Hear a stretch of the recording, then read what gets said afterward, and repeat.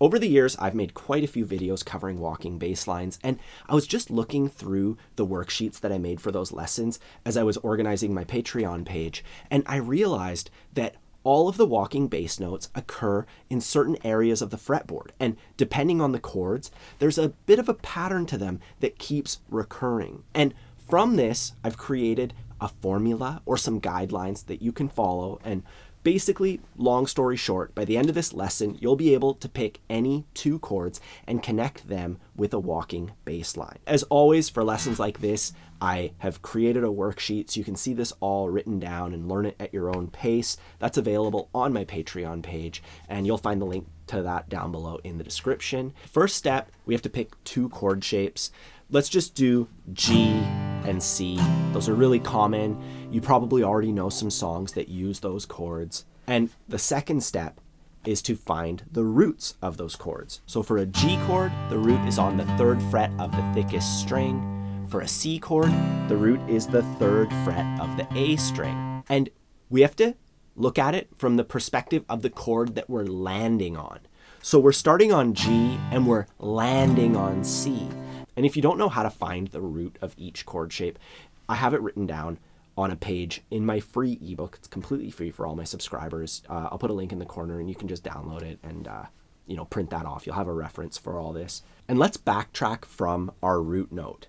So we have our root, which is C, and we can go down 1, 2, 3 frets, and then play the fret just below our root, and then play our root. That's our first walking bass line.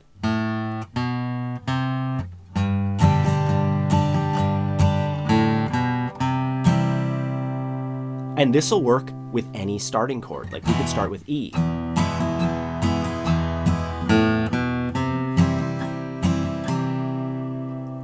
But let's say you want to take that shape and instead of just going to a C chord, go to some other chord, like a D chord. One skill that we're going to have to develop is to be able to take something from one string and put it onto a different string. And you can do it either using knowledge or using your ear. When I say knowledge, I mean learning the 2 thickest strings. I think it's a super important skill. I have a video that shows you how to learn it in 6 minutes, and then you can just kind of practice it a little bit every day, and you'll memorize the bottom 2 strings in like a week. Or you can also just experiment a little bit. So for instance, this first bass line, it leading into C, we're landing on C, it would go like this. And for C, that works great, but if we want to put it on other chord shapes, we need to learn a little bit more about the shape. So I'm going to take those notes, and I'm going to find them on the thickest string. It's the exact same notes, using my ear. And you can use this going from any chord into any chord. So when we're using this to go to a D chord, we can just find the D on our thickest string. It's right there, it's the 10th fret. And then I can do that same concept. I go down 3 frets and I land on D. But that's not realistic, right? You're not going to play your D chord way up here. So let's find these notes somewhere in an area where we can easily get into our D chord. These 2 notes right here leading into D. If we use our knowledge of the fretboard, we'll know that that's B, C sharp, and then D.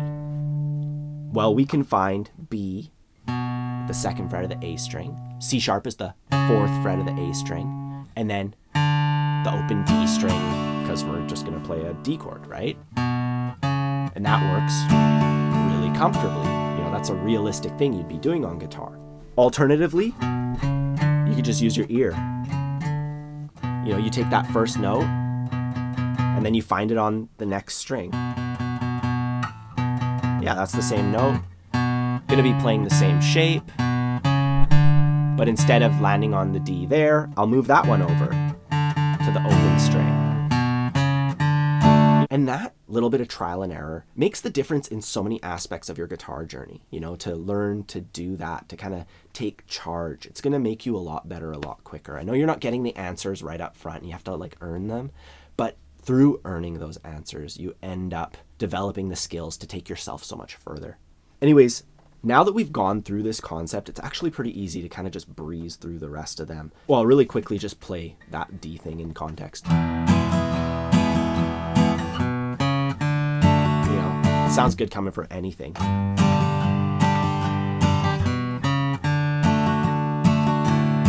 Or,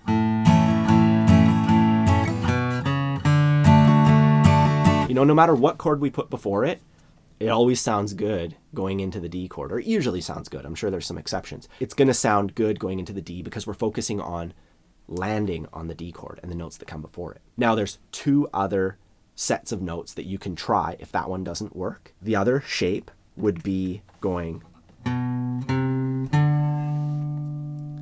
So it's the same thing almost, except the middle note is changed to 1 fret lower. You know, we have our root that we're landing on. We go 1, 2, 3 frets lower.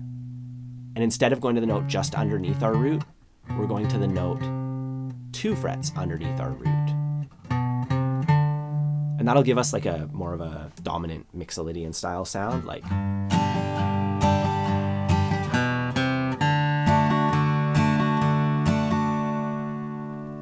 Let's move this one to a different chord. I just demonstrated it on D, but let's move it to a different chord just to make sure that you grasp this shape. We're gonna go from E to B7. Our landing chord is B7. I find B on the thickest string, that's the 7th fret. I go down 3 frets from it, and then 2 frets from it, and I land on B.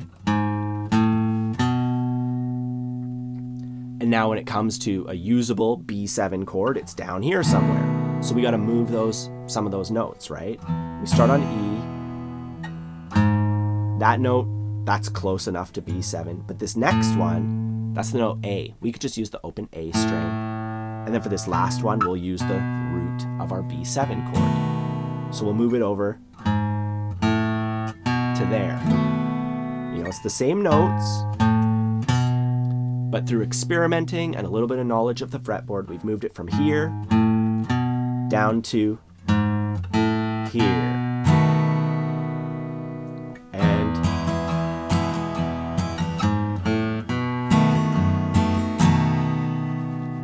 And the other one is we're just going to take our root and we're going to go 2 frets lower and just play into it like that chromatically. You know, so we go 2 frets lower, 1 fret lower, we land on our root.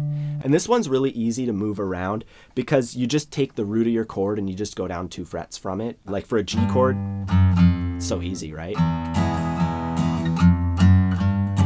Or going into C. You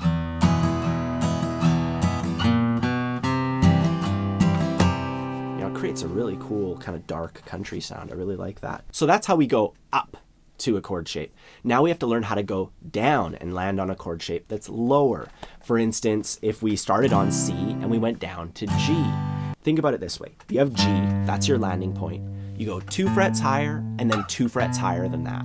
And that's the shape that I would see. And I would go in reverse. And then I find it on the other string just so I can make it easier. And then the other one, instead of going like that, we're going to take that top note and bring it in. So now we have our landing point. We're going 3 frets higher, 2 frets higher, and then our landing point. And that's great for landing on like a minor chord. For instance, if we have a D chord, going to A minor, that's a cool sound. You know, so in that instance, I had the note A. I go 3 frets higher, 2 frets higher, and I land on A. And I'm obviously not going to play it up here. I'm going to find it here using my ear or my knowledge. I play any chord before it.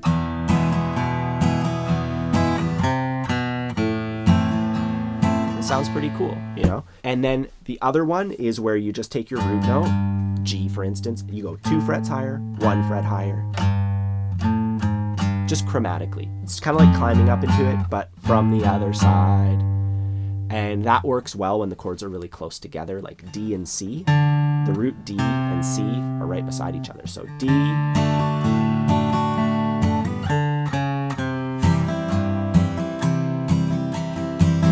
right? And that one, You don't really have to transpose it to other strings, because you can just think like for pretty much any chord, like for E. Let's go 2 frets higher, 1 fret higher, E.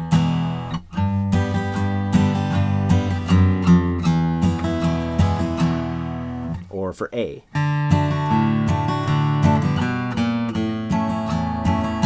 So let's just recap.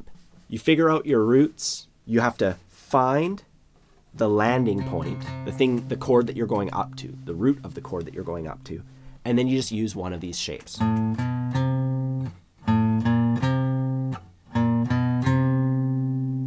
And then you transpose it into an easier place to play it on guitar using trial and error, either through learning the notes, like for instance, knowing B flat, B, C, and then just looking on the A string, B flat, B, C, or using your ear and just listening, or a combination of both. Now, keep in mind, you can go a lot further than this, but this is a great starting point. Once you understand scales and the cage system, you can take what we learned today and magnify it like 100 times over and be able to craft some really cool, unique stuff.